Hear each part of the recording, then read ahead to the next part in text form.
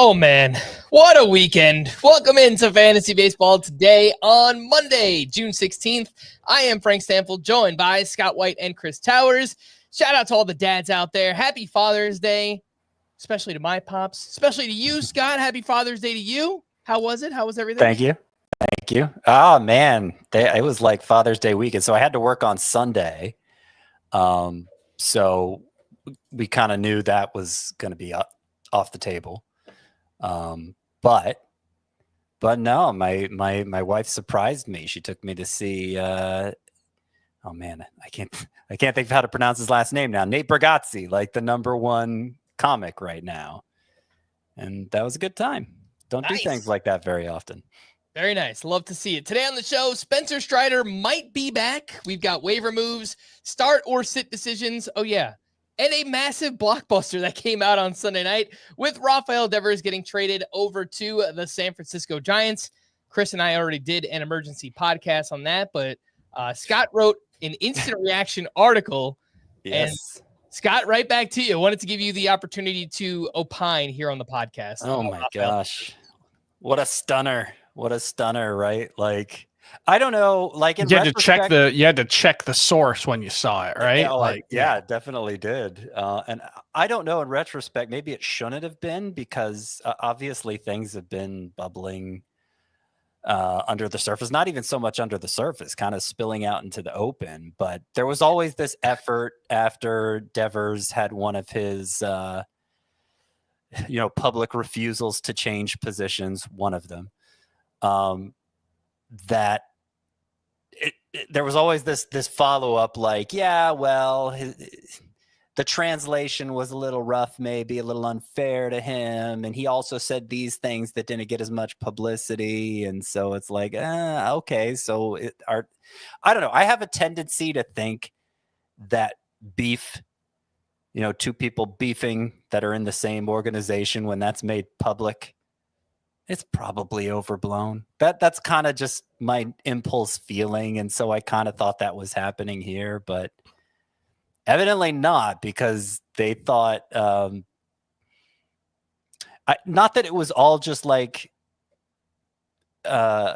disagreement type of stuff. I mean, but I think the disagreement, the unwillingness of Devers to move to first base, forced the Red Sox to examine the situation, the contract, and say, okay, are we really going to pay a DH $300 million over the next 10 years? Because we're not going to put him at third base, obviously, if he's not willing to move to first base. This is not a good allocation of resources, and we kind of regret signing this deal in the first place. So their incentive here was to trade away the entire contract. San Francisco's taking it all on.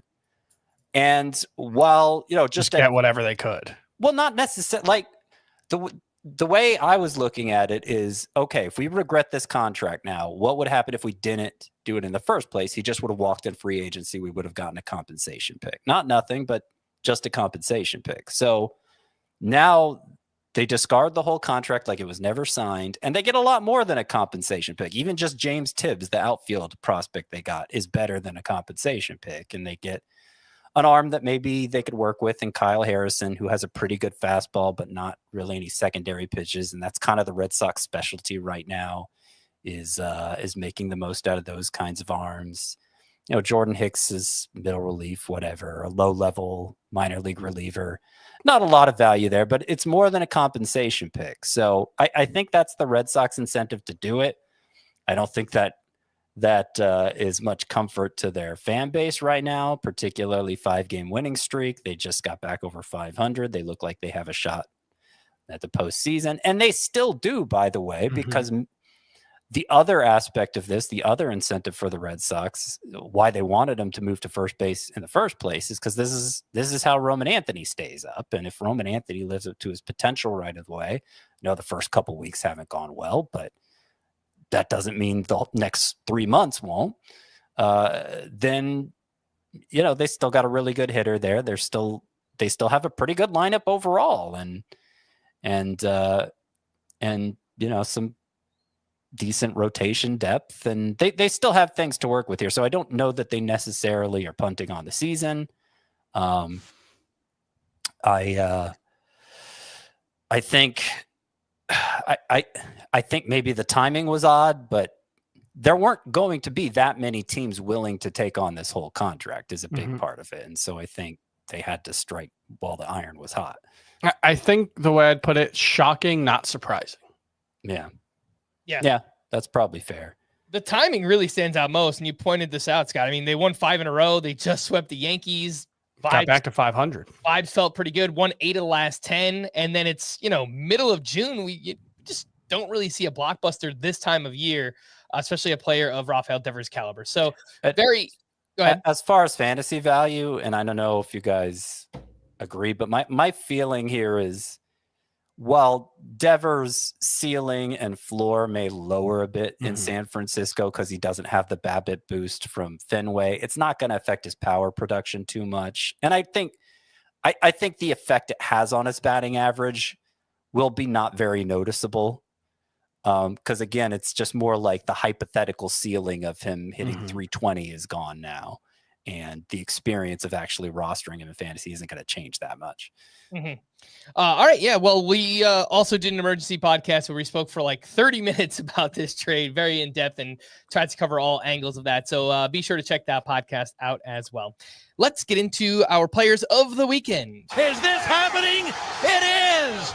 All right. We will talk about Spencer Strider, Grant Holmes in just a second here. I want to give Chris an opportunity to talk here. Chris, who was your player of the weekend? Oh, gosh. Okay. I don't think this is the most interesting thing that happened this weekend, but I think there were some really interesting things going on with Brayan Bello's performance on Sunday against the Yankees. And Brayan Bello is a player who, frankly, I don't think has given us a lot of reasons to be excited about him. I think he's been just plainly overrated for fantasy for a long time. He has had a very good changeup, and that's kind of it for a long time. He's worked on different types of breaking ball, has never really settled on anything that really works. He's got the sweeper the last couple of years, but on Sunday against the Yankees, he took this cutter that he had thrown, I think it was 23 times prior to Sunday's start total. He threw it 38 times in this one, and it looked pretty good. He generated 4 of his 13 swinging strikes with it on 17 swings, 3 balls in play with a 79.5 mile per hour average exit velocity.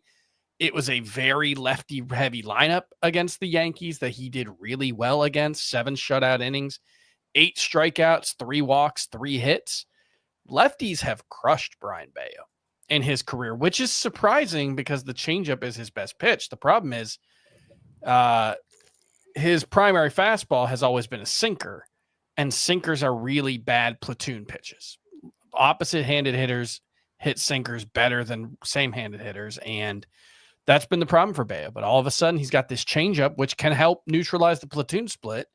It can also potentially be a swing and miss pitch for him. It can be, maybe something that he leans on as a primary fastball like he did in this one. And all of a sudden, I think it makes the whole arsenal start to make a little more sense because he's never had a really good feel for any other breaking balls. If he can get something that moves glove side, it's a little harder. I think Brayan Bello could be the most interesting version of Brayan Bello that we've seen so far.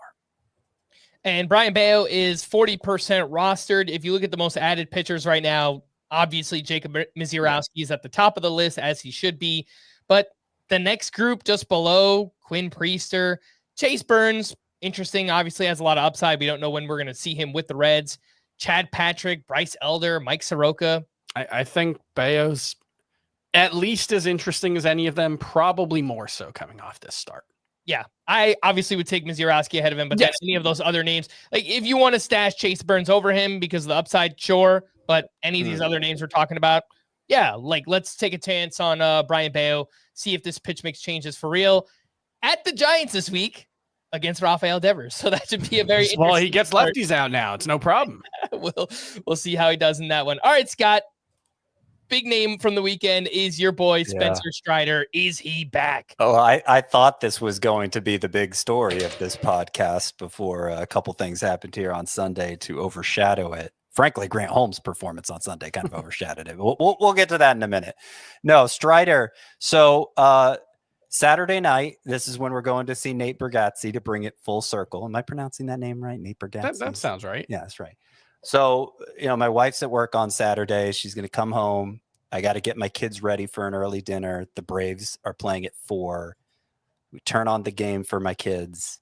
I'm in the kitchen making a macaroni and cheese. I'm like, hey, guys, let me know if you see any pitches above 95. And they're shouting out, like, immediately. They're like, 97, 97. Oh, he struck him out, 98. And I'm like, what is going on? I tweet out right away because I go confirm the data. Spencer Strider is hitting 98. This is what we've been waiting to see this whole time because he had been sitting like 94, 95 since returning from the injury. It made me genuinely nervous, but seeing that in the first inning right away from him, it was like, oh man, I think he might be back. And then he goes on and strikes out 13 Rockies. And it was the Rockies, so maybe that gave him 3 or 4 extra strikeouts. But the point is, his velocity was up, and it allowed him to get strikeouts like Spencer Strider again. Now, the final increase ended up being 1 mile per hour, roughly on average, because I think his 6th inning, the velocity dropped down a bit in that final inning. But for most of the game, it was more like 1.5 that the velocity was up. And it was up 1.4 from his previous start. Yeah, no, he definitely looked like old Strider, and I got to tell you, I am so relieved. That is what I feel is relief, because this was my favorite pitcher to watch. As a Braves fan, they've had some pretty good pitchers over the years, but there was just something so like prime Strider doing that little pirouette as he strikes guys out effortlessly. There was like it would have been so sad if this elbow injury ruined him, and I was fearful that it had, because the velocity decline was it wasn't small, and it seemed to have a clear impact on his performance. But now I feel relieved. I was so relieved. I was telling everybody I knew about it that day, whether they cared about baseball or not. They probably think I'm a nut, but yeah. Did you tell Nate Bargatze about it? I did not. I was not that close to him. I sat very high, and he was an ant to me. So no, I did not tell him. My biggest takeaway from that whole story, Scott, is that you now have your own production team with you, right? You can tell your kids to scout baseball players for you and just call out, hey, this is happening. Velocity here, velocity there. It is nice. It is nice to have a couple of small baseball fans. Really a little obsessive about it, I have to say, but it's more good than bad. The one thing I would say about Strider, I do think this could be a potential sell window, just because we don't know if the velocity is going to stick. The thing about velocity is it matters. It's just like you can't predict the future based on current velocity. And that's the thing that's always tough, is a guy gets a velocity bump in one start.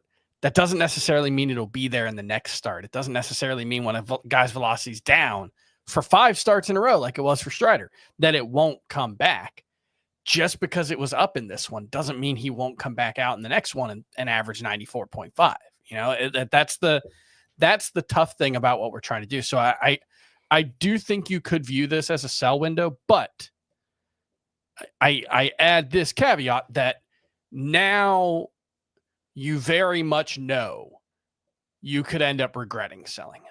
And that's the biggest difference between where we were a week ago, where a week ago, if someone had offered me a top 30 starting pitcher for Spencer Strider, I think I would have just jumped at it. Now it's like, I don't know. In the Scott White Dynasty League, 24-teamer, very deep.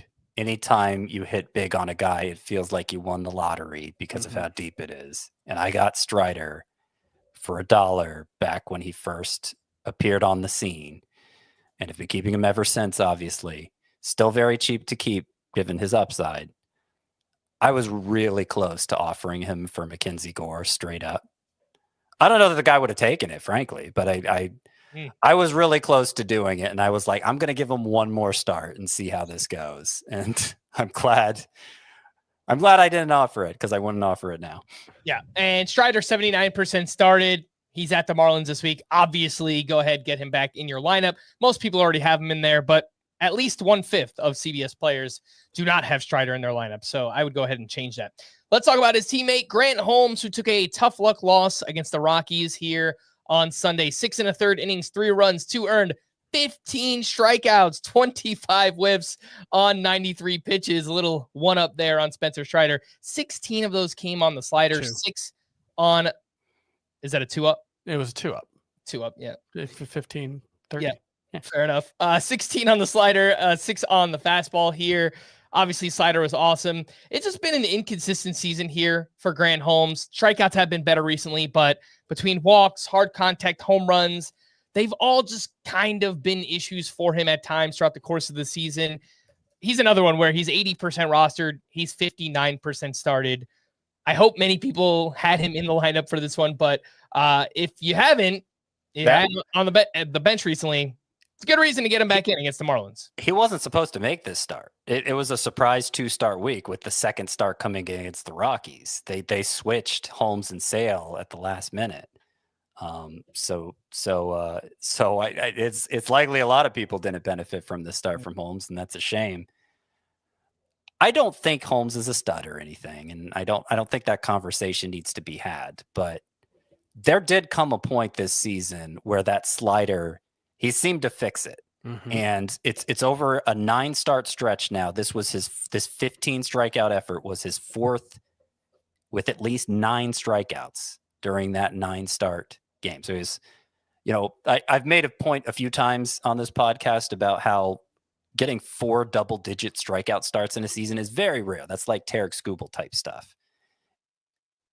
9 strikeouts is 1 short of double digits, right? And Grant Holmes has done that 4 times in his last 9 because that slider is so effective.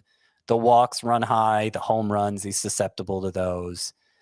But I think if you think of him as sort of a Jose Barrios type with a lot more strikeout potential, mm-hmm. I think that's a fair assessment of Holmes. So I was going to say Kevin Gausman. Yeah, we've seen the strikeout upside from Gausman, and every time it happens, we're like, "Oh, is Kevin Gausman back?" And we've been doing it for a year and a half now. I don't think he's back, but he's still capable of those big performances. It just comes along with an ERA close to 4. That's probably where I think Grant Holmes is. And I'm going to guess, because he's only like 79% rostered on CBS. So, I mean, if he's out there in your CBS league, obviously pick him up. Mm-hmm. But I'm going to guess in Yahoo, he's less than 60% rostered. And that needs to be changed too, obviously. Well, Scott, your guess would be correct. 56% rostered for Grant Holmes on Yahoo. So obviously a prime waiver wire candidate if you play in that format. And he's at the Marlins this week. Again, I'm going to be at that game. Look at you. Worth reiterating, both of these awesome starts were against the Rockies in Atlanta. So we understand that there's a bit of a caveat and asterisk here, but another great start against the Marlins coming up. So at least keep those guys in there for that. And like Chris said, maybe there is a little bit of a sell window here, or maybe just catapults them into greatness. Let's take our first break. Before we do that, just a reminder, if you enjoy the podcast, you can help us out by leaving a 5-star rating and review on both Apple and Spotify. You can also drop a team name Tuesday on the Apple review, and we'll read it on a future podcast. And big thanks to those watching us live on YouTube. Make sure to hit the like button and subscribe to the channel if you haven't already. Let's take a break, and we'll be back right after this.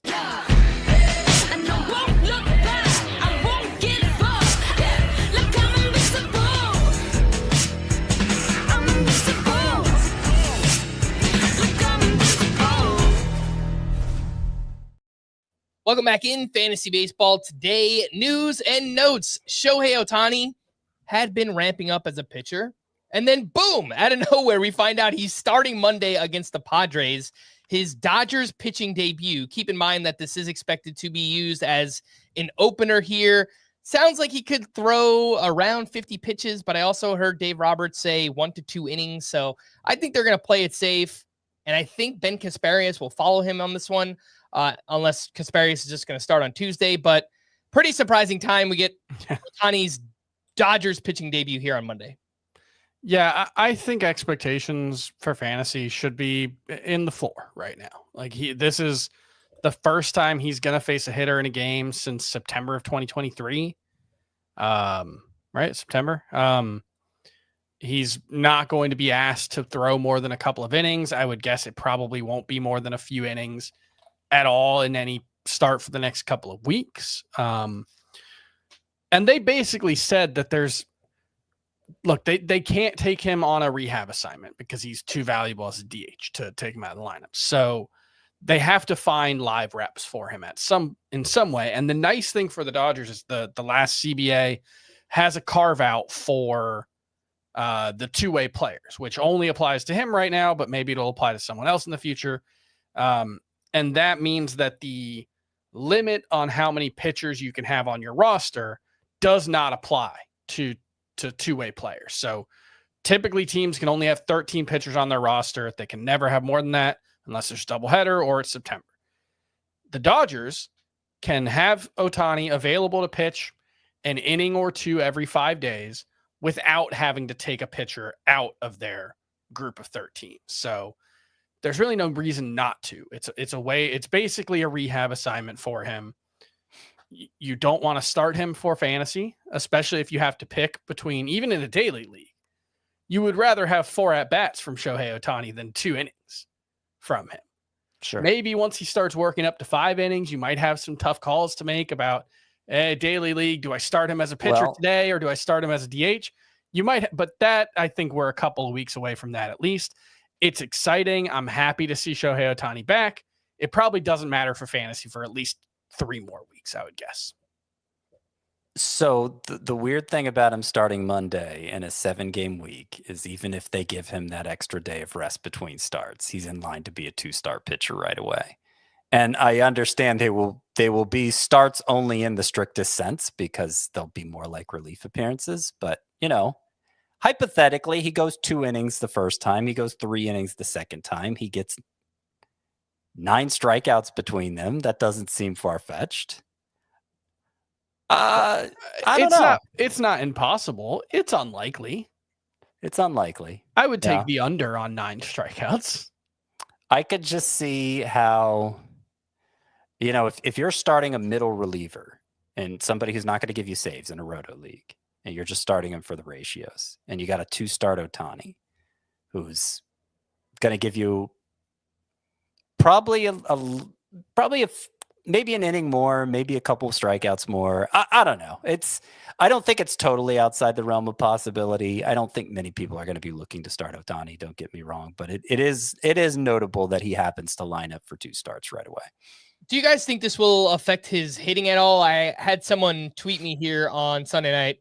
I didn't fact check it, but I wouldn't be surprised if this is the case. They tweeted me the splits whenever Ohtani has pitched. His hitting production has gone down quite a bit. He's not pitching every day, obviously, but I think part of that is his rookie season was his worst as a hitter, or one of his worst as a hitter, and 2024 happened to be his best as a hitter. It's possible that he would not have had last season's year as a hitter if he was pitching. I definitely think he would not have stolen 59 bases. We've already seen the stolen base pace slow. I don't think that's going to pick up now that he's hitting. I think Dave Roberts said as much this offseason that they're going to have him run less when he's pitching. The one thing I would be concerned about more than anything else is just, are we going to start seeing a few more days off? I think that's possible, but it doesn't. Like, what are you going to do? That stopped in 2021. I know, but they talked about it this offseason. Yeah, I mean, it's possible. I'm not ruling it out. I like 2021 is the year it stopped though under Joe Madden, and that was kind of the year Shohei Ohtani broke out as a hitter. Mm-hmm. He hit 46 home runs that year. His previous high before then was 22. So the year they stopped giving him those extra day of rest when he started was when he took off and became an MVP caliber bat. So like they may do it, but there's not really much justification for doing it performance wise. I'll also point out, since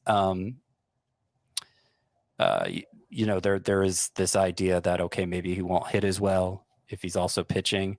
The last year he was pitching, 2023, he was healthy through August. That was his career high in OPS, was 2023, his last year with the Angels. It was actually higher than last season with the Dodgers, actually. All right. Yeah. I don't think it matters that much. All right, fair enough. Let's move on to Logan Gilbert, who will be activated to start Monday against the Red Sox, which makes him a 2-star pitcher. Are you guys okay throwing Logan Gilbert right back in your lineup? Yeah. I'm a little worried, but yeah, I'll start him. Justin Martinez will undergo Tommy John surgery and miss the rest of this season. AJ Puck was also pulled off his throwing program. So it's Shelby Miller's job for the foreseeable future. If you need saves, I think he's still out there in a lot of leagues right now. I think he's like 40% rostered right now. Yeah. Yep. Jackson Merrill went on the 7-day concussion IL Sunday. He had slowed down quite a bit as well. So maybe this break won't be so bad for Jackson Merrill. Tyler Mahle went on the IL with right shoulder soreness. Kumar Rocker was recalled to start in his place on Sunday, and he pitched well against the White Sox, which is a great matchup, obviously. 5 shutout innings with 6 strikeouts, but he's been very volatile this season. Kumar Rocker, 24% rostered. At the Pirates, it's a good matchup, but he just feels so risky, right? I will point out that one thing we saw from Kumar Rocker in this start was a much more expanded arsenal than we usually see from him. And this was something we got a little bit excited about in one of his spring starts. He started throwing both. They're back to calling it a cutter, a slider, cutter. I don't know what the distinction between the two pitches is. But he was throwing the cutter and a curveball in this start, which we haven't really seen that much of from Kumar Rocker. He threw basically 4 pitches, 20 to 30% of the time. It wasn't a great start. It was just one start against the White Sox, but it bears watching, I will say. He also drank like 3 shots of pickle juice during this start. Did you guys see that at all? To try to avoid getting dehydrated? Yeah, he was dehydrated, and they just brought him out like 3 shots of pickle juice. He just downed him. Someone on my softball team brought like a pickle juice thing that you're supposed to just like drink. And no, first of all, not here. Just like the pickleback is like a big, like people love a pickleback and gross, disgusting. It's a good shot. Horrible, disgusting. I don't like pickles, but a pickleback shot, it's a good shot. Whiskey is fine. No pickle juice for me. The only use would be like if you're hungover or dehydrated in some other way. Other than that, don't want it. Not here for it. Gross. Fair enough. We have yet another prospect promotion. The Nationals are calling up third base prospect Brady House, who is 22 years old, a first-round pick back in 2021. This season at AAA in 64 games, he was hitting .301 with 13 homers and .865 OPS, 90.6 average exit velocity, and he was performing much better as of late. Last 19 games hitting .358, 5 homers, and OPS near 1,000. Scott, any interest in Brady House in deeper leagues? Yeah, in deeper leagues, I think that's fine. I do think he's going to struggle because his plate discipline is pretty bad and always has been. His zone contact rate at AAA below 80%. It's not very good. Doesn't mean he can't find success in the majors, but I think it's going to take some time. I think the timing is right to call him up. Jose Tena was doing nothing for them, and House was had bounced back nicely from a disappointing 2024. I just think there's going to be a lot of it's going to be a bumpy ride getting House to respectability for fantasy. So I'd leave him for deeper leagues. Scott, would you say that Jose was untenable? Yeah, I would say that. I like that. That is a word I use a lot, so I probably should have thought of that. All right, Will Vest will undergo further evaluation and testing after being removed Sunday with a right pinky finger issue. And if anything happens, Tommy Canley is presumably there to take over. We had ourselves a trade on Friday morning. Andrew Vaughn was sent to the Brewers in exchange for Aaron Savali. Any interest in either? No. Vaughn's still in the minors, right? They didn't add him to the active roster. Not that I've seen. I don't know where they'd play him. So it was less strange that they traded Savali, the Brewers, because he has to be traded going to the bullpen, than what they got back in return. Because I don't really see the path for Vaughn with them. With Yelich getting full-time at DH and it just Hoskins has to be base. we think we can fix him kind of thing. Yeah. I don't have much faith in it, but that's like, it's what the Orioles did with Eloy Jimenez last year. It didn't work out there, but that was the thought process there. Royce Lewis went on I wonder if Savali regretted his trade request. I'm like, The monkey's paw. that is just so mean. You request a trade, they send you to the White Sox. My goodness. Royce Lewis went on the IL with a left hamstring strain, and I'm pretty sure you can drop him, right? Mm-hmm. Even when he's been healthy, he hasn't been good this season. Maybe he turns it on at some point, but this has been going on for quite some time with Royce Lewis. So, yeah, I dropped him in TGFBI, I believe. Yep. And that is a 15-team roto with no IL spots. Hunter Green was sent to Arizona for rehab and treatment. He's dealing with a grade 1 groin strain and was given an epidural for his back. Michael King remains stalled in his throwing progression. He's out with a pinched nerve in his shoulder. Isaac Paredes missed all 3 games this weekend with a hamstring strain, but was not placed in the IL. Do you guys start or sit Isaac Paredes this week? Oh, I'd try to sit him. Third base isn't a position with a lot of depth available on the waiver wire, so you may have no choice, but this could still lead to an IL stint just because it hasn't yet. Chris Sale had his start pushed back from Sunday so that he can line up to face the Mets this week. I believe he's going to start on Wednesday is the last that I saw. Luis Robert was out of the lineup Sunday due to right thumb soreness.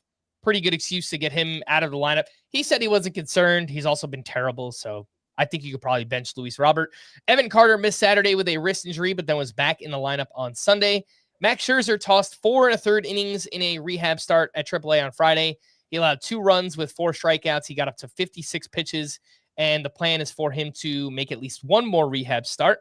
Shane Bieber had his rehab assignment paused after feeling discomfort in his elbow, but apparently received good news on Friday. The discomfort is normal, and there is no structural damage. Shane Bieber, 53% rostered.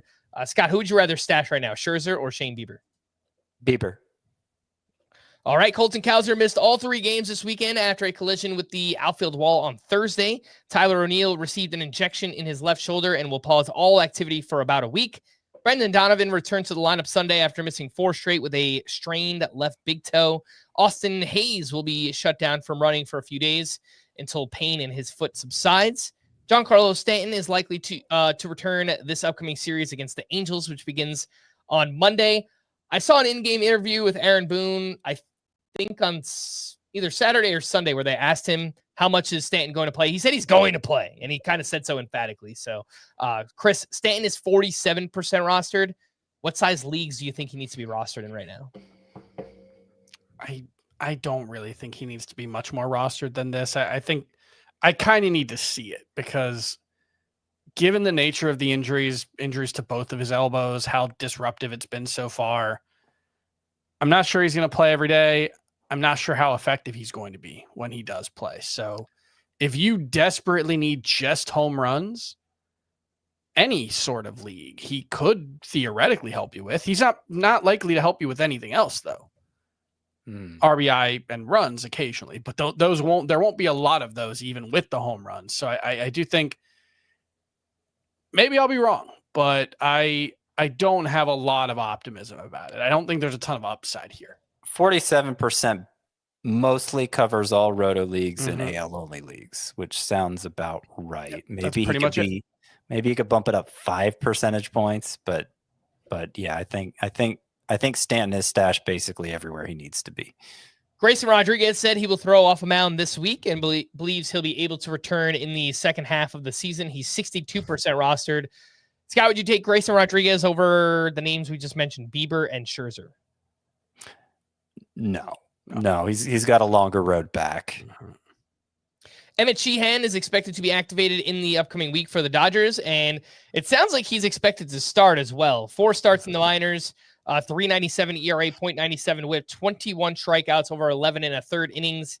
Probably going to take him some time to get built up here as well. 15% rostered. Did you guys try and add Emmett Sheehan anywhere this weekend? Yeah. Look, I think the likeliest outcome is he doesn't do much. You know, we've seen more talented pitchers struggle coming back from Tommy John surgery. The expectation should be that Emmett Sheehan struggles a little bit, but his velocity's actually been up on his rehab assignment. He is pretty talented. 22% swinging strike rate in his AAA rehab starts, which I mean, his last minor league season, it was 19.3, which is also insane. He was putting up huge strikeout numbers before he got called up. He wasn't very good at the major league level, if I remember correctly, but he's talented. I think 15% is too low. I'd rather have him rostered than Grayson Rodriguez if it's not an IL spot.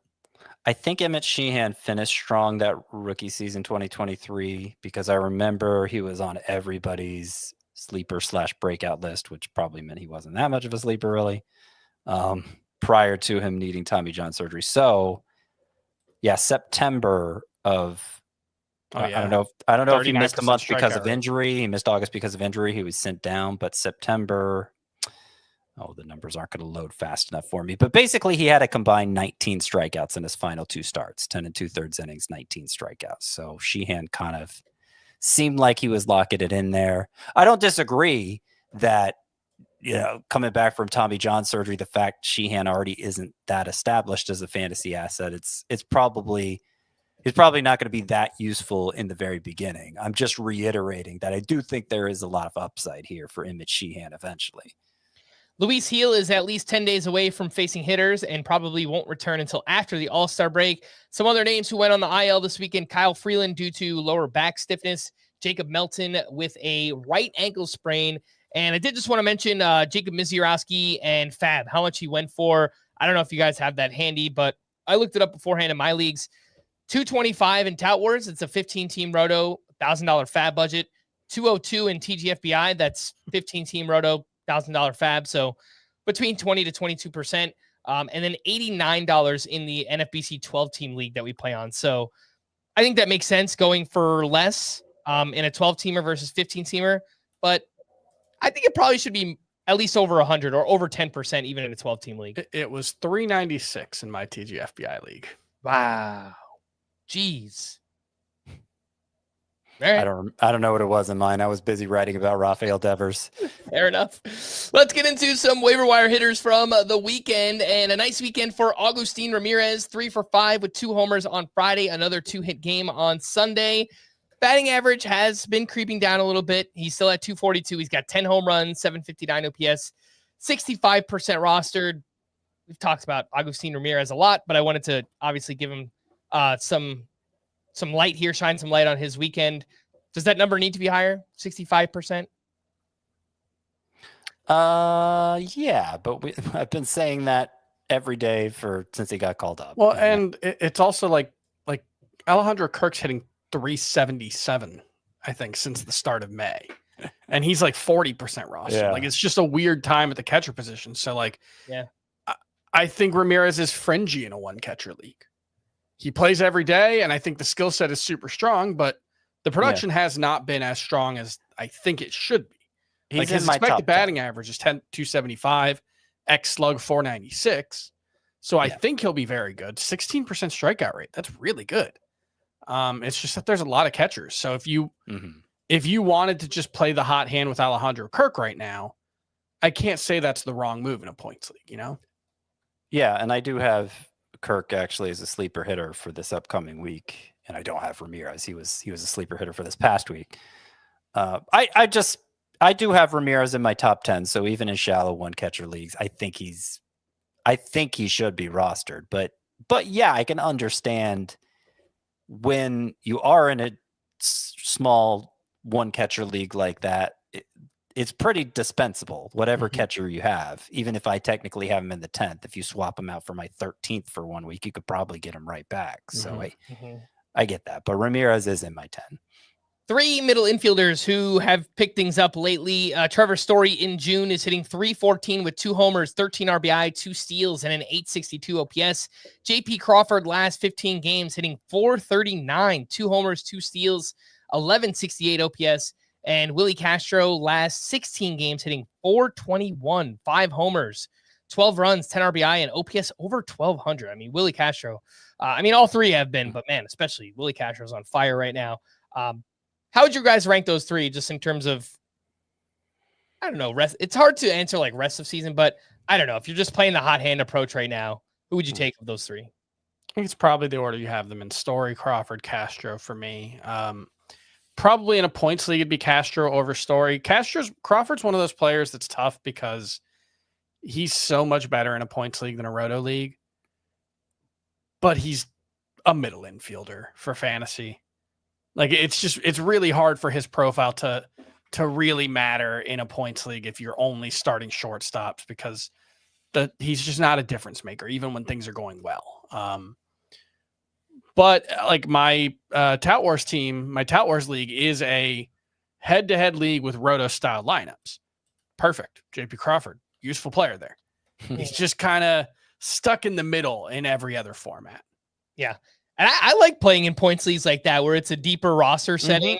My home league, we use roto style lineups, but it's a head-to-head points league. Same thing with Tout Wars, which I played in for many years as well. I like it. I like going a little bit deeper into the player pool, especially in a points league. So you're right. JP Crawford does kind of stand out in a format like that. Do any of these names stand out? Big weekend for Dane Myers, who had multiple hits in all 3 games. He homered on Sunday. He has started 12 straight, and he's hitting .333 for the Marlins this season. Big weekend for Luis Rengifo, who has had a rough season overall. 2 for 3 with a steal on Friday, then 2 home runs on Saturday. And Brooks Lee has homered in back-to-back games.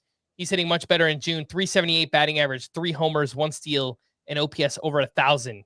Any of these names stand out to you guys? Dane Myers, Luis Rengifo, Brooks Lee. Well, I mean, Brooks Lee is the highest stature of them, as a recent high draft pick and top prospect, but I'm still pretty underwhelmed by all the metrics there. Even one of his home runs this weekend, the one Brooks Lee hit on Saturday, it was hit 96.5 miles per hour and 345 feet. So was it really a home run? Yes, it was really a home run, but it's not the sort of home run that makes you want to predict more home runs, right? And so I don't think outside of deeper leagues you need to look into Brooks Lee too hard, or any of these others, doesn't matter, or for that matter. Dane Myers, just I'm gonna give him like a little distinction here, just because he's like the least notable, like he's the name people know the least. He's the least noteworthy of these players, but he has been surprisingly productive at times. His peak exit velocities are pretty low, sort of like Brooks Lee's are, but the average exit velocity has been pretty good so far. There's some NL only interest there that is less obvious in Dane Myers' case than these other players while they're in the AL, but you get what I'm saying. Dane Myers is like weirdly kind of good, maybe. I can't figure it out, but he has 316 plate appearances at the major league level. He's got a 782 OPS. He has 8 homers, 13 steals. You just like, you can't just extrapolate it and say, give him 600 plate appearances, but like 16 homer, 25 stolen base pace. It's pretty good with like the underlying numbers to back it up. I don't quite get it. But I don't know. He's been productive whenever he's been in the lineup for the last 2 seasons now. He's just got to avoid I want to say he kicked the dugout step and broke his foot last year. So let's just avoid that one. And one more name in the deepest of leagues. Otto Kemp for the Phillies had a big game on Sunday, 4 for 5 with 3 runs, 2 RBI, and a steal in 8 games since getting called up. He's hitting .345. Haven't seen much outside of that so far. 9% rostered, getting a chance to play every day while Bryce Harper is out. So I think there's talent here. He hasn't shown enough of it yet for me to move on Otto Kemp in fantasy, but I do think there's talent here. All right, let's take our final break. When we return, we'll talk some waiver wire pitchers right after this. Here we go. The 2025 CBS Sports NFL schedule is here. 18 glorious Sundays. He's got his receiver touchdown. Filled with rematches. Oh, the play of the year. And rivalries. Touchdown, Bengals. Plus, plenty of superstar showdowns. And an epic matchup between the Chiefs and Cowboys on Thanksgiving. Clear your Sundays beginning September 7th for the NFL on CBS and Paramount Plus. Welcome back in Fantasy Baseball today, taking a look at waiver wire pitchers from the weekend. The first group includes Noah Cameron, who pitched well against the Athletics, 5 shutout innings with 7 strikeouts, and he has 6+ strikeouts in back-to-back outings here. So Nice to see some strikeouts coming for Noah Cameron. Cade Horton pitched well against the Pirates, 5 2/3 shutout with 4 strikeouts. Has just quietly been solid for the Cubs since being called up. Clayton Kershaw had his best start of the season against the Giants, 7 shutout innings with 5 strikeouts there. And Charlie Morton continues to pitch well since rejoining the rotation, this time against the Angels. 5 shutout, 10 strikeouts, 16 whiffs, and he last 4 starts, a 2.70 ERA, 145 whip, not great. That's the problem. That's exactly what I was going to point out. Yeah. 27 strikeouts over 20 innings. He's giving you strikeouts. And it's 10 of the walks plus hits came in 1 2-inning start, I think. So it's a little skewed, but that's also that is the Charlie Morton experience for right. like 3 years in a row now. Right, exactly. Like everything's great except that whip. And it's kind of a deal breaker in roto leagues. It's so high. And you're exactly right. His last couple years in Atlanta were like that. So I am mostly unmoved there. I am not that motivated to pick up Clayton Kershaw. Yeah, I agree. Even though his last 2 starts have been solid and he finally went beyond 6, actually went 7 in the most recent one. Only 81 pitches. Yeah. And not missing bats enough for me to think he's like back. I mean, he's Clayton Kershaw and he could figure it out. Every league where he was available to be picked up, I found someone else I was more interested in than Clayton Kershaw. He has not generated a swing and miss on his 4-seamer yet this season. Oof. Yeah. That's not good. Like, I think he'll be fine. I just think he's just a guy at this point. And being that at this point in his career, after all the injuries over the past few years, that's remarkable in and of itself. It just, I don't think it's likely to matter much for fantasy. I think he's useful, but I don't think you're likely to miss not having Clayton Kershaw on your team here. Are we any closer to believing in Noah Cameron? Because we've all been pretty skeptical. And he continues to get the job done. And not only does he continue to get the job done, but our biggest objection to him, that he has no way of missing bats, is seeming less valid with each passing starts. He's now recorded double-digit swinging strikes. He had 13 in this one Sunday. And he's now recorded double-digit swinging strikes in 4 of his last 5 starts. He seems to be expanding his arsenal. He threw 5 different pitches at least 15% of the time here. It's starting to look, the profile's starting to look a little more viable to me. And when the results have been there all along, I don't know. I think there might be something to it. I don't think he's as good as his ERA, because his ERA is what now? 191. Yeah, I don't think he's that. I don't think he's within a run of that even. But does Noah Cameron deserve to be rostered everywhere at this point? And it's pretty close. Maybe not the 10-teamers, but otherwise, yeah. Yeah, I don't know. I'd still take more like a 4 ERA the rest of the way. And again, that can be useful. But I still don't see, like, if we're comparing him to this group, I can see the argument for him being the most interesting of this group. Just because kind of a dead period for outside of Mizorowski. It's kind of, Bello we talked about earlier. I think I would actually take Noah Cameron over Bello personally. I would too.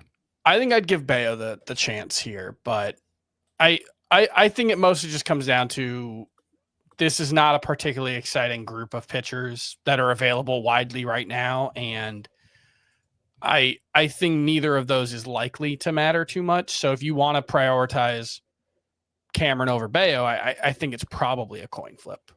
All right, this next group, I don't think that they're very good, but they had good starts this weekend, and I think they're mostly matchup plays, so I'll mention the matchups that they have this week. Severino is home against the Astros. Brady Singer is at the Cardinals.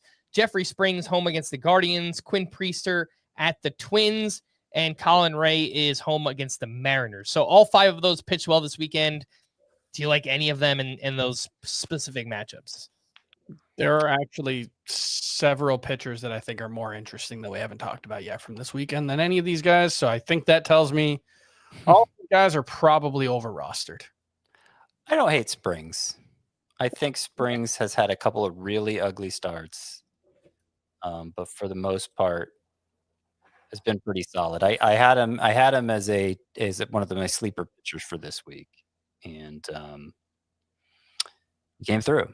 So that was he's my favorite, at least of this group, and the one this Jeffrey Springs we're talking about, the one of this group that I don't think is necessarily just a streamer, though he's not particularly high end either. All right, some names in deeper leagues.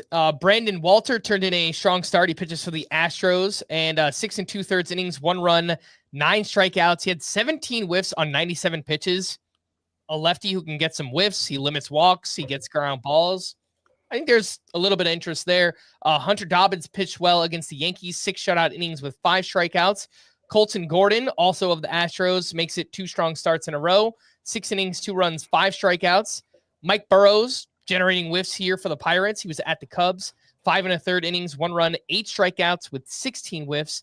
And Jacob Lopez of the Athletics, a great start at the Royals, 6 shutout innings with 9 strikeouts, 15 whiffs on 98 pitches.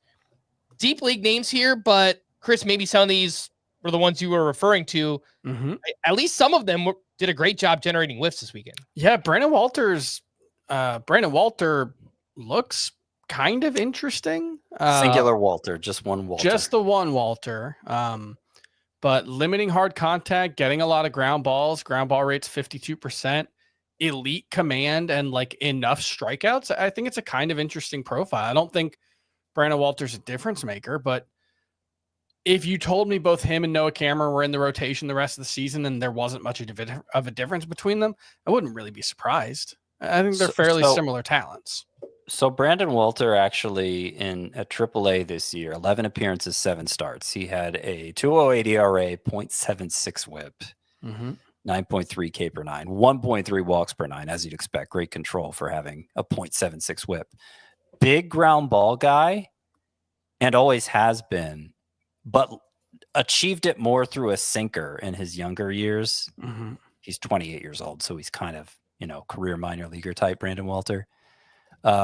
Achieved it with the sinker the more conventional way in his younger years. He's gotten away from that sinker in more recent years, and his strikeouts have gone up because of it, and he's still getting a ton of ground balls. So elite ground ball skills, elite control. And we've seen him miss bats a couple starts in a row now. I don't know if Brandon Walter sticks around as more than a 6th starter. I think he's probably earned it over Colton Gordon, even though Colton Gordon is on this list also. Mm-hmm. Walter looks more interesting to me. But I think he's somebody to keep an eye on. Absolutely. I'll also say I think Mike Burrows is actually the most interesting of this group because he's a legitimate prospect. Not a top 100 guy, but wasn't far off in a lot of cases. And he was doing some really good stuff at AAA before getting promoted. It was a 31.5% strikeout rate, 2.51 ERA. I think he just got kind of overlooked when he got called up because he wasn't Bubba Chandler. And so the Pirates are promoting a pitching prospect and everyone's like, yay. And then it wasn't Bubba Chandler and everyone's like, boo. And I think people just kind of didn't give Mike Burrows a second look, but I think there's some interesting stuff here. I mean, he didn't exactly hit the ground running either. But the last 2 starts I think have been pretty good. And I think he had 10 whiffs on 14 swings on the changeup. Yeah, the changeup has a whiff rate over 50 pitches. That is wild. It has over a 50% whiff rate, all the starts for Burrows. Not every single start, but just, season long, over 50% whiff rate on that changeup. So I think he might actually be pretty good. Yeah. Do you like Burrows more than Brandon Walter we just spoke about? He seemed to imply that he did. I think so, yeah. And the one thing I'm trying to figure out is who has the better team context. And it's Houston, but it's not like a huge difference. And I think Burrow's rotation spot is clearer. All right, I want to bring up one more from this list. And I know it's getting late here, but Jacob Lopez of the Athletics, I actually picked him up in a 15-team roto league because that's how thin starting pitching had gotten in that deeper format. So Kansas City over the weekend, 6 shutout innings, 3 hits, 1 walk, 9 strikeouts, 15 swinging strikes on 98 pitches for Jacob Lopez. And this is a couple starts now where he has looked really good. 2 of his last 3 where he's gone 7 innings or more and gotten 8 strikeouts or more. The other one was against the Phillies. He allowed just 3 hits, 1 run while picking up 8 strikeouts, 15 whiffs in that one also. Jacob Lopez has always been a good strikeout guy in the minors. He's another one of the sort of like Walter, not like a big prospect guy, but you look at the minor league numbers and it's like, wow, this guy seems to know what he's doing. At AAA this year, Jacob Lopez had a 2.33 ERA, a 0.89 whip, 12.7 K per 9, had a 15% swinging strike rate. All of those very good. His fastball has a very low vertical approach angle, which, as I understand it, you want it either very high or very low. Normally, we're talking about the very high guys, but Lopez is the other end of the spectrum.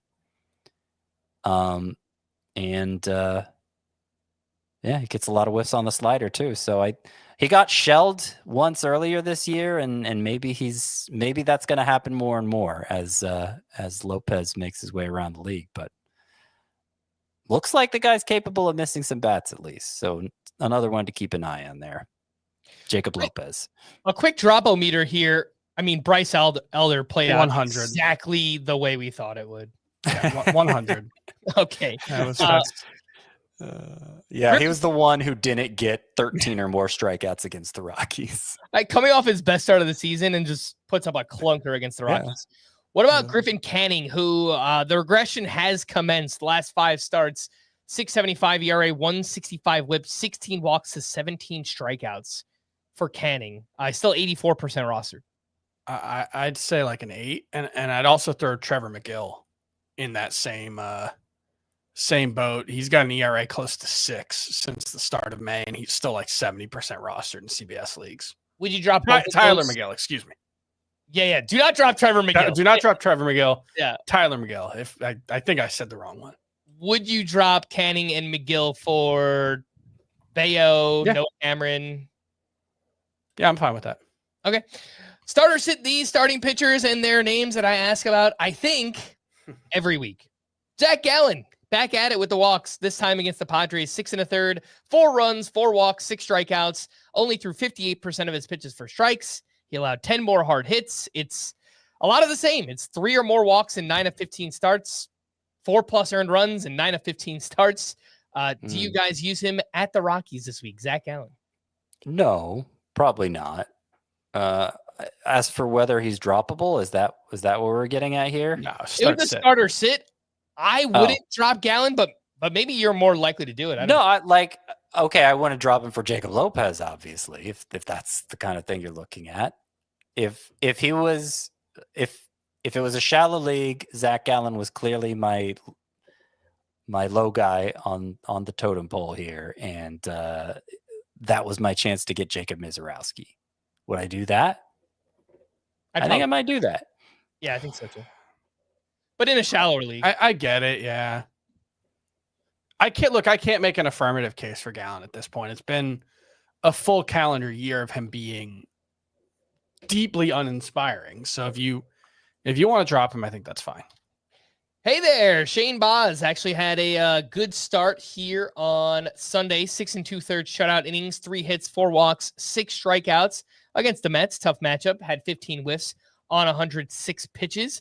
And if StatCast is correct, he threw a new cutter all of a sudden 18% of the time, a pitch he has never used before. So providing a bit of a different look here for Shane Baz. He is 82% rostered, 53% started. Would you use him this week against the Tigers? No. I mean, even this start wasn't that good. It was good for Shane Baz's standards, but he walked 4, right? Mm-hmm. So I'm not going to unleash him against a quality lineup like the Tigers. But it's interesting. It gives me a little kernel of hope here, shred of hope. What little thing is hope? It's not a kernel or a shred. It's a kernel of doubt. It's a shred of a thrill of hope, like the Christmas song. A chip, like a chocolate chip. of hope. Mm. Sounds delicious. Yeah, I'm trying to figure out this Shane Baz cutter, how different it is from his slider, because the velocity is up a little bit relative to the slider. So, yeah, I don't know. I can't say I'm particularly moved by what we saw there. No. And Yuri Perez was better in his second outing, but no whiffs here at the Nationals. And by no whiffs, I mean no strikeouts. He did have 4 swinging strikes, but obviously still not a great number here for Yuri Perez. Still working his way back. It's going to take some time to build up. He's 87% rostered, as he should be, 51% started. I think I'd play it safe, just not start Yuri Perez in the meantime. He faces the Braves this week.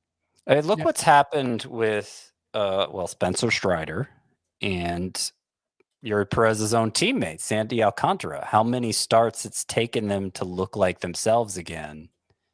But they both, it's just a 2-start sample for Alcantara and a 1-start sample for Strider, but suddenly they are looking like themselves again. So I think you owe Yuri Perez the same patience. It's just a shame he came back for a 2-star week. Yeah, I think the thing with any of these guys coming back from Tommy John surgery is I'm pretty confident Yuri Perez is going to be an ace. I just don't know if it's going to happen in 2025. I feel pretty confident it'll be in 2026, and I hope it'll come before that. And I hope Strider and Alcantara are turning the corner, and we're starting to see them figuring it out. And maybe it takes until the middle of July for Yuri Perez to start figuring it out. With Strider, it's been about a month that it took him. Maybe it'll be the same for Perez, but I think the big thing there is the stuff still looks good. Like the velocity, the movement, it's all there. It was a little down, but I think one thing we need to keep in mind when guys are coming back from Tommy John surgery, especially that first start, the velocity tends to be a little higher. And then we see maybe a half mile per hour to a full mile per hour drop after. There's just a little more adrenaline in that first start. So that I'm not concerned that Yuri Perez's velocity was down a little bit in this one. All right, let's wrap up with some leftovers, and let's go into pitching. Part 1, Ranger Suarez continues to pitch well, this time against the Blue Jays. 7 shutout innings with 6 strikeouts for him. He allowed 7 earned runs in his first start on May 4th. He has turned in 7 straight quality starts since. Garrett Crochet finished 1 out short of a shutout against the Yankees, 8 1/3. Excuse me, that would be 2 out short of a shutout. 8 1/3, 1 run, 7 strikeouts here. Logan Webb, a strong start at the Dodgers, 7 innings, 2 runs, 4 strikeouts for him. And Matthew Boyd continues to pitch well, this time against the Pirates. 6 innings, 1 run, 3 strikeouts. Over his last 4 starts, a 1.42 ERA and a .83 whip. Anything to add on Matthew Boyd, Logan Webb, Garrett Crochet, and Ranger Suarez? See if you can sell Matthew Boyd. I think he's useful, but I don't think he's the difference maker he's looked like this season, and especially these past 4 starts, 1.42 ERA. Strikeouts have not been there lately. He's really not missing a ton of bats overall. The quality of contact that he allows is not elite. I think he's a high 3s ERA guy, and I think that can be useful with a very good team backing him up, but I think Matthew Boyd is much closer to the middle of the pack at starting pitcher than what he's been so far. That's fair. I agree. I wasn't necessarily thinking in those lines because he's been around for so long. I don't think of Matthew Boyd as having much trade value, but if he does, go for it. Next group includes Christopher Sanchez, who turned in a strong start against the Blue Jays. 7 innings, 2 runs, 5 strikeouts. That is back-to-back 7-inning quality starts for him. Jacob deGrom up against the White Sox, 6 innings, 2 runs, 6 strikeouts. Joe Ryan, a great start at the Astros, 7 innings, 2 runs with 7 strikeouts. And opposing him, you would call that a pitcher's duel between those two. It's time to duel. Hunter Brown was masterful. 7 innings, 2 runs, 12 strikeouts, which was a career high for him. Anything on Hunter Brown, Joe Ryan, Jacob deGrom, and Christopher Sanchez? Well, I will point out that Christopher Sanchez, the control is trending up again. Thank goodness. It was a struggle there for a while, but his previous start 67% strike rate, and this start 69% strike rate, walked nobody. So hopefully he's over that stretch where the control was pretty shaky, and he can keep throwing strikes while sustaining the velocity he's shown this year. I will also point out Jacob deGrom. One of our concerns, not the biggest concern, but one of the concerns was that he might be limited in how deep he goes into starts. This is now 5 of 6 where he's gone 6 innings or more. So I think that concern we can sweep under the rug now. I will point out, just in years past, he probably goes 7 in this one. It was only 82 pitches in the 6 innings. I think that's happened a couple times for him. So yes and no. Like, he can still definitely go 6 innings and be super efficient. It's just there's a little shorter ceiling on how good Jacob deGrom can be, but it doesn't really. Yeah. I mean, the whole ceiling is impact shorter his because he's not even getting a strikeout per inning this year. That sounds right. Although I think his whip is so good that it's kind of skewing things. His strikeout rate, I think, is still like 26% overall. It's still very good. Yeah. But yeah, it's not. But not the 13 per 9 that we used to see from DeGrom. He's not the best pitcher in the world anymore. Yeah. And the last group includes Zach Wheeler, who just keeps chugging along here. 6 innings, 2 runs, 9 strikeouts, 0 walks. Max Fried, a tough luck loss at the Red Sox. 7 innings, 2 runs, 9 strikeouts. And Nick Pivetta, a nice bounce back start at the D-backs. 7 innings, 2 runs, 9 strikeouts for him. Anything that stood out on Pivetta, Fried, and Zach Wheeler? Wheeler, it doesn't really matter, but he said he's retiring at the end of his current contract, 2027. So something to know for you dynasty league types, although I don't know if you should think about a 34-year-old pitcher as having more value than the next 2 seasons anyway. Really? Yeah, he said he's retiring at the end of his current contract. Yeah. Doesn't matter. He said it doesn't matter how I'm pitching. I'm retiring at the end of my current contract. So 2 years after this one. Yep. So he's going to be 37, which I guess is fine, but he's still so good. Yeah. I don't know if he's still going to be good 2 years from now, but I mean, he showed no if he stayed good as long as like Verlander stayed good, he might have a Hall of Fame case. Yeah. But he's not going to if he retires 2 years from now. That was just something I noticed. And then interesting with Pivetta, the Diamondbacks had a very lefty heavy lineup, and he just went 4-seam curve sweeper and was awesome, which is surprising because you wouldn't think any of those pitches would necessarily be great against the platoon. And really, it was all the 4-seamer. He had 11 whiffs with the 4-seamer in this start. I didn't notice anything like velocity, movement, location. I think he was just pitching really well, but that was a surprising one. And I think with Pivetta, his career has been so bad and so marked by fooling us that any bump in the road, I'm going to be worried is a mountain. Like the last 2 starts had been pretty mediocre. And so it was very good to see him in a tough circumstance come out with a very, very good start. Fair enough. Let's move on to some hitting leftovers here. And we had Ellie De La Cruz, who is on fire. He has homered in 4 straight.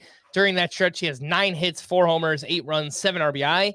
Gleyber Torres continues his strong season. He had 2 home runs on Friday. He had 3 more hits on Sunday. Ronald Acuna stole a base. Let's go. Also hit another home run on Saturday, and he has been awesome. I'll note that after the game, Brian Snitker downplayed that stolen base because he said he wasn't actually looking to steal. He was just going on a 3-2 count. So how do you get a steal on a 3-2 count? I don't know. Maybe the batter struck out. Oh, okay. That would be the one way. Yeah. Yeah, I guess so. I don't know.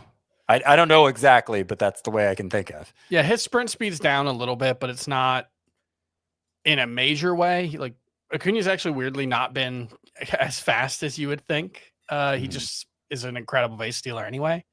Yeah. But I don't think I care. with how good he's been hitting the ball. No, you don't. I mean, he's still. You care because you were expecting a bunch of steals from him. Yeah. There was some commentary around the stolen base, since I happened to watch a lot of this weekend series with my kids, about how there is a degree of intentionality to him not stealing. Mm-hmm. Now, is he just done as a base stealer? I'm still pretty skeptical of that, but it is something to concern yourself with. It doesn't mean Acuna isn't a stud, obviously, but you missed the steals. When he was talking about it before the season, he was still talking about it like, oh, if I steal 25 to 30 bases instead of 70, I can stay healthy and still impact the game. And so I think we'll see more steals as the season goes on.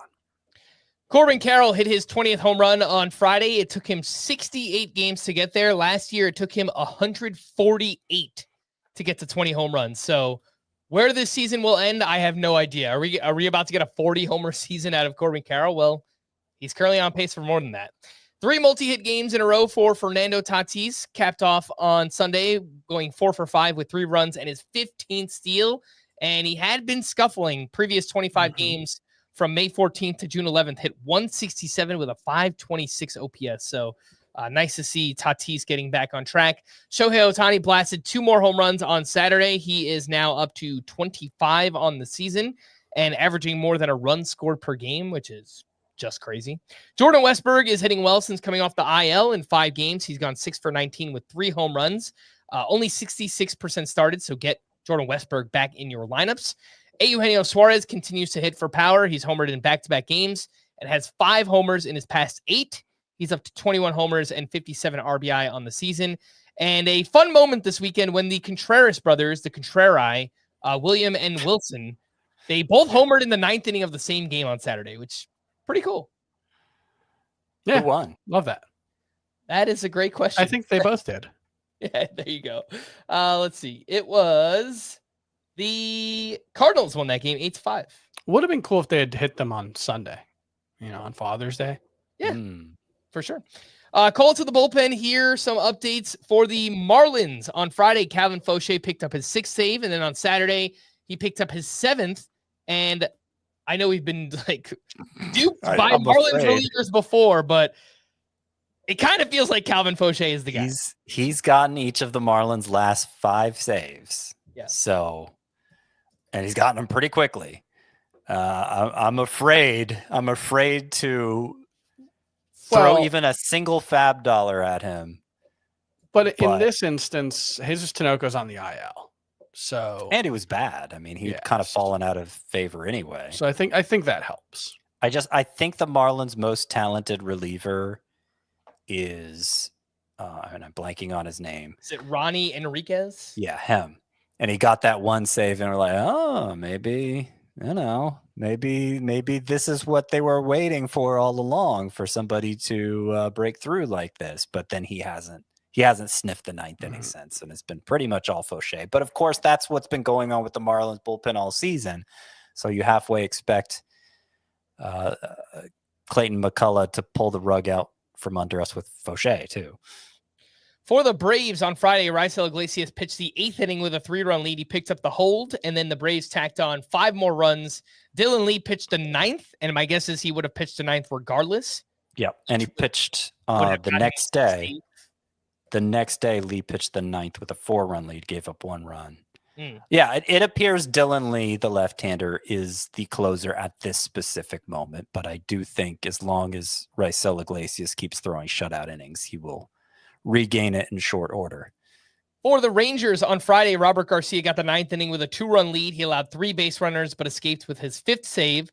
Then on Saturday, Luke Jackson started the 9th inning with a 1-run lead. He recorded 2 outs. He allowed a hit. Robert Garcia came in, allowed a game-tying double, took his 3rd blown save. The Rangers would win in extras. And then on Sunday, Luke Jackson picked up a save in a 1-run game. Do you guys have any idea what's going on with the Rangers bullpen? I think none of these guys are all that good.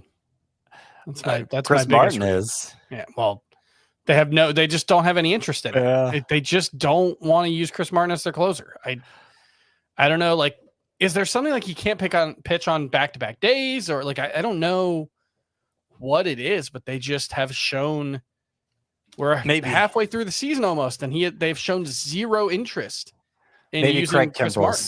Maybe Craig Kimball's going to end up being the Rangers closer. If he got a save opportunity before Chris Martin, I wouldn't be shocked. Let's see. Chris Martin has pitched on back-to-back days at least 4 times this season. Okay. And one time he did back-to-back-to-back. So, all right. Doesn't seem like it's that then. Yep, I don't know. For the Cubs on Saturday, Ryan Presley pitched in the 7th inning with a 1-run lead, facing 2, 3, and 4 in the Pirates lineup, I want to say. He allowed 3 hits, but picked up the hold. Daniel Palencia got the 9th inning with a 1-run lead. He struck out 2 for his 6th save. So I still think it's Palencia. He pitched in the highest leverage spot on Thursday night when Presley got the save. Mm-hmm. I'm still leaning Palencia, but yeah. And we've seen the Reds do this a little bit recently. Just Sunday, for instance, Emilio Pagan worked the 8th and Tony Santillan the 9th. I think that was the second time in a week that happened, but not for a save. Santillan didn't get a save. He would have. I think it was a 4-run lead when Pagan came, or was it I don't know. I think it was a save situation when Pagan came in the 8th, and it became not a save situation when Santillan came in the 9th. But the point is, the Reds are doing some of that too now, which is annoying. Yeah, it was a 2-run game when Emilio Pagan came in the 8th, and then they tacked on 2 more runs, and Tony Santillan pitched the 9th with a 4-run lead. For the Phillies on Saturday, Jordan Romano has been struggling lately. He was passed up for the save. Matt Strahm got the 9th inning with a 1-run lead. He struck out 1 for his 3rd save.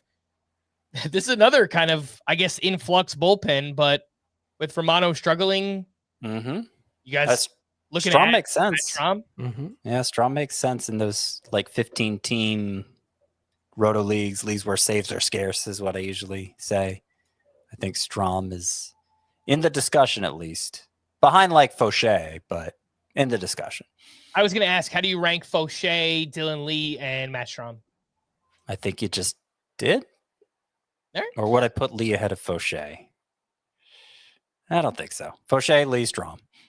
For the Padres on Saturday, Robert Suarez got the 9th inning with a 4-run lead. He only recorded 1 out and was charged with 5 runs on 5 hits, took his 2nd loss. Even after that, he still has a 3.23 ERA and a .88 whip. It was that dreaded non-save situation there for Robert Suarez. And then for the Red Sox on Saturday with Chapman unavailable, Greg Weissert got the 9th inning with a 2-run lead. He recorded his 2nd save.